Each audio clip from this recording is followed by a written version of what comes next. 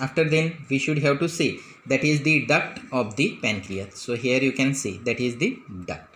So the exocrine part of the pancreas that is drained by the two ducts. That is, first it is the main duct. So here you can see that is the main pancreatic duct, and second one that is the accessory duct. So this is the accessory duct, and both duct they should be open into that the second part of the duodenum. So here, so let's see first that is the main pancreatic duct. So it is called the duct of the Wirsing.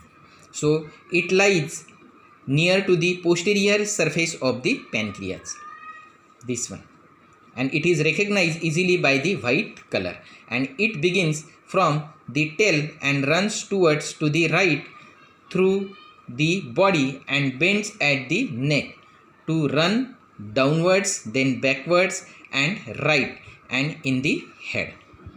Then its lumen it is about the 3 mm in diameter, and it receives numerous small tributaries. So here you can see that is the small tributaries, they should be joined with this.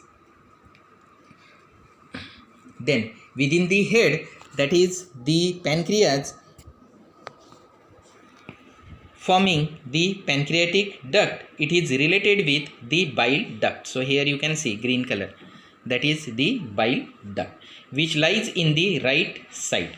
Then the two ducts enter in the wall of the second part of the duodenum and join to form the hepatopancreatic ampulla. So here, that forming the hepatopancreatic ampulla, which open a narrow mouth on the summit of major duodenal papilla, and it is 8 to 10 centimeter distal to the pylorus of the stomach.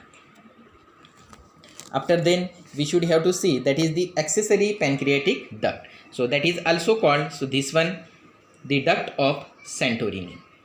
So the accessory pancreatic duct, this one begins from the lower part of the head. So here you can see that is the head, and it starts from the lower part of the head, crosses and goes upward, with which it communicates and open into the duodenum at the minor duodenal papillae. So here, and this papillae it is situated 6 to 8 centimeter distal to that the pylorus of the stomach. The opening of the accessory pancreatic duct. So here it lies cranial and ventral to that of the main duct. The two ducts are remain to double origin of the pancreas from the ventral and the dorsal pancreatic buds. So that is the pancreatic ducts. After then we should have to see that is the arterial supply. The arterial supply, that is first pancreatic branch of the splenic artery. So here you can see this is the splenic artery, and the splenic artery, you know, it is the branch of the colic trunk. Then second one, superior pancreatoduodenal artery. So this one, superior pancreatoduodenal artery, and it is the branch of the hepatic artery. And the third artery, that is the inferior pancreatoduodenal artery. So this one, and it is the branch of the superior mesenteric artery. So here you can see that is the superior mesenteric artery, and the branch is coming out from this region.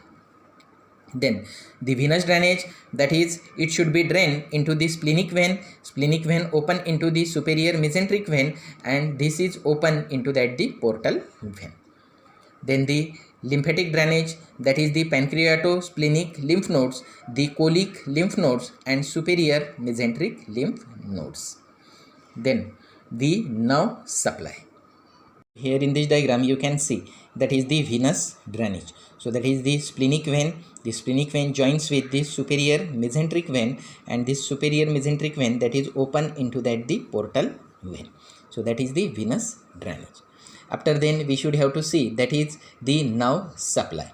So as it is the organ, soft organ, so it is supplied by both sympathetic and the parasympathetic. So parasympathetic, that is supplied by the vagus nerve, which controls the pancreatic secretion, and the sympathetic, which is called the splanchnic nerve, which is vasomotor, and the secretion is also influenced by the cholecystokinin, which is produced by the duodenal epithelium. Then the sympathetic nerve, it should be forming the plexuses around that the arteries, which is present around that the pancreas. Then C, that is the histology of that the pancreas. So pancreas that consist of the cells that is called the islets of Langerhans, which are the small isolated mass of the cell and mostly present into that the tail region. Then this secrete that out of this, it is a granular basophilic cell that is called the beta cell, which secrete the insulin most of the 80%. Then the granular cells are present, that is called the acidophilic cell, that is the alpha cell, and this alpha cell, they are of A1 and A2. So the A1 cell that should be secrete the enterochromaffin secretion, which is secrete the pancreatic, gastrin and the serotonin, and A2 cells that should be secrete the glucagon. So in this way, that is the endocrine part or the histology, it should be forming that the cells. Then the exocrine part, it secrete or it should be made up of the tubular acini, which is linked by the pyramidal cells with the basal round nuclei. So that is the histology of the pancreas. After then, see the clinical application or the applied anatomy. The first clinical point related with that the pancreas, that is the deficiency of the insulin. It causes the diabetes mellitus. Second one, that is the deficiency of the pancreatic enzyme, causes the digestion disturbance. The third clinical point, that is the carcinoma, it is common in the head of the pancreas, so in this region, and because of this carcinoma, it should be pressure on the bile duct to form the obstructive type of the jaundice. Then next clinical point, that is the acute pancreatitis. It is called the Graves' disease, and it may be occurs due to the complication of the mumps disease or the infection. Then the next is the pancreatic cyst. It may be present